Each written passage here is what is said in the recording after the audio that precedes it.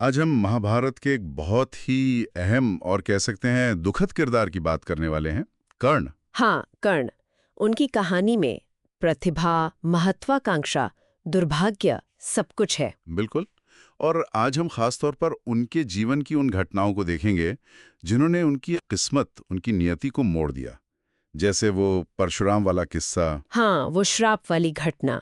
ये समझने की कोशिश करेंगे कि कैसे एक झूठ और फिर कुछ और हादसों ने उनके भविष्य पर इतनी गहरी छाप छोड़ी। ये सिर्फ एक योद्धा के बनने और मिटने की कहानी नहीं है। नहीं, बिल्कुल नहीं। इसमें भाग्य, कर्म, अपनी पहचान की तलाश, सही गलत के बीच का वो जो द्वंद्व होता है, वो सब है। हाँ, और कैसे उनकी अपनी जिद और उनके हालात ने उन्हें एक ऐसे रास्ते पर डाल दिया जहां से वापसी शायद मुमकिन ही नहीं थी। तो थोड़ा पीछे चलते हैं।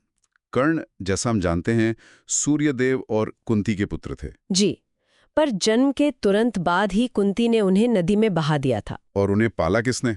एक सारथी अधिरथ और उनकी पत्नी राधा ने। हाँ, पर कर्ण के मन में वो सारथी वाली पहचान कभी बैठी नहीं। उनकी इच्छा तो कुछ और ही थी, दुनिया का सबसे बड़ा धनुर्धर बनना। और यही से वो पहचान का संघर्ष शुरू होता है ना? बिल्कुल बिल्कुल। उन्हें अपनी असलियत पता नहीं, पर सपने उस माहौल से कहीं ऊंचे थे जिसमें वो पल रहे थे। इसी सपने को लेकर वो पहुंचे गुरु द्रोण के पास सीखने के लिए। लेकिन वहां क्या हुआ? द्रोण ने मना कर दिया, साफ कह दिया कि वो सूत पुत्र को नहीं सिखाएंगे। उफ, ये इनकार, जाहिर है इसने उनके इरादे को और मजबूत कर दिया होगा। बिल्कुल। ये जो सामाजिक अस्वीकारती थी, इसने शायद उन्हें और ज्यादा दृढ़ बना दिया। और शायद यहीं से उन्होंने ठान लिया कि ज्ञान तो हासिल करना है, चाहे रास्ता कोई भी हो। शायद यहीं से वो थोड़ा अलग रास्ते पर चल पड़े। हाँ, और इसी वजह से उन्होंने फैसला किया गुरु परशुराम के पास जाने का। परशुराम, जो सिर्फ ब्राह्मणों को सिखाते थे और क्षत्रियों से तो मतलब नफरत करते थे।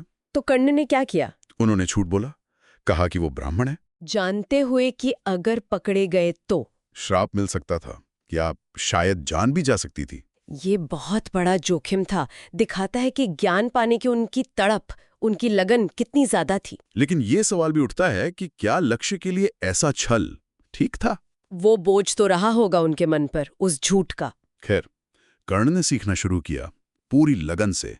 ब्रह्मास्त्र जैसे दिव्यास्त्र भी सीखे। गुरु परशुराम भी उनसे बहुत प्रभावित थे, है ना? बहुत। पर फिर वो दिन आ गया जिसने सब बदल दिया। हाँ, वो घटना। गुरु परशुराम कर्ण की गोद में सर रखकर सो रहे थे, और तभी एक कीड़ा, वो जहरीला कीड़ा। हाँ, वो कर्ण की जांग में घुस गया और बुरी तरह काटने लगा। खून बहने लगा, दर्द भयानक था। पर कर्ण हिले नहीं। बिल्कुल नहीं, पत्थर बन गए। सोचा कि गुरु की नींद टूट जाएगी, वो दर्द सहते रहे। कमाल का धीरज था ये। मतलब गुरु भक्ति भी और पीड़ा सहने की ये क्षमता, अद्भुत। पर यही क्षमता उनके खिलाफ चली गई। खून की बूंद जब परशुराम के चेहरे पर गिरी, वो जाग गए। और उन्होंने खून देखा, पूछा कि ये क्या है। कर्ण ने सब सच बता दिया। अब इतनी पीड़ा सहने की शक्ति देखकर परशुराम चौंक गए। उन्हें शक हुआ, और फिर गुस्सा आया। बोले, इतना दर्द कोई ब्राह्मण सही नहीं सकता। तुम जरूर क्षत्रिय हो, तुमने मुझसे झूठ बोला है। कर्ण ने माफी मांगी, अपनी सूत पुत्र होने की सच्चाई भी बताई।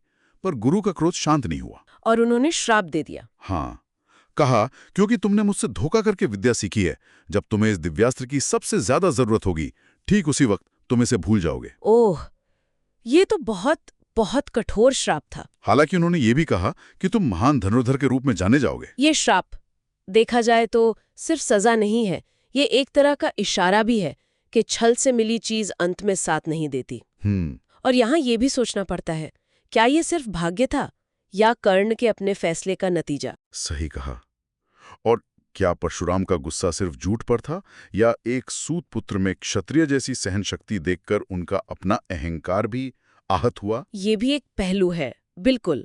पर यह कहानी यहीं खत्म नहीं होती। परशुराम का श्राप तो मिल चुका था, पर एक और घटना हुई। हाँ, वो दूसरा श्राप जिसने उनकी मुश्किलें और बढ़ा दी। आश्रम से निकलने के बाद एक दिन अनजाने में कर्ण के बाण से एक गरीब ब्राह्मण की गाय मर गई। अनजाने में हुआ, पर वो ब्राह्मण बहुत गुस्से में था। उसने श्राप दिया, जैसे तुमने एक बेबस गाय को मारा है, वैसे ही तुम भी अपनी सबसे बड़ी लड़ाई में, जब तुम सबसे ज्यादा लाचार होगे, मारे जाओगे। तुम्हारे रथ का पहिया धरती में धंस जाएगा। बाप रे, एक के बाद एक दो श्राप। ऐसा लगता है जैसे उनकी हार पहले से ही लिख दी गई थी। हाँ, इन घटनाओं के बाद कर्ण ने शायद इसे अपनी नियति ही मान लिया। उनका जन्म, उनका सूत पुत्र होना, फिर ये श्राप। एक तरह से सब मिलकर उनके भाग्य का रास्ता तय कर रहे थे। वो घर लौटे, पर अपनी माँ राधा को भी इन शापों के बारे में नहीं बताया।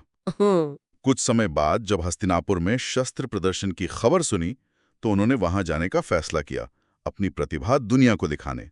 और यहीं से महाभारत के उस महान पर त्रासद किरदार का सफर आगे बढ़ता है, जो अपनी वीरता, अपनी दानवीरता के बावजूद हमेशा इन श्रापों और परिस्थितियों के जाल में फंसा रहा। तो हमने देखा कि कैसे एक झूठ और 2 श्रापों ने कर्ण की जिंदगी की दिशा ही बदल दी। काबिलियत तो उनमें बेमिसाल थी, पर किस्मत ने उन्हें एक मुश्किल रास्ते पर धकेल दिया। बिल्कुल। और यहाँ सोचने वाली बात ये रह जाती है कि अगर इनमें से कुछ ना हुआ होता, अगर द्रोण सिखा देते, या अगर कर्ण सच बोल देते परशुराम से, या वो गाय बच जाती, क्या कब कहानी कुछ और होती? हाँ, ये सवाल हमें सोचने पर मजबूर करता है कि हमारी जिंदगी कितनी हमारे फैसलों से बनती है और कितना भाग्य से, और क्या धोखे से पाई हुई कामयाबी कभी सच्ची हो सकती है।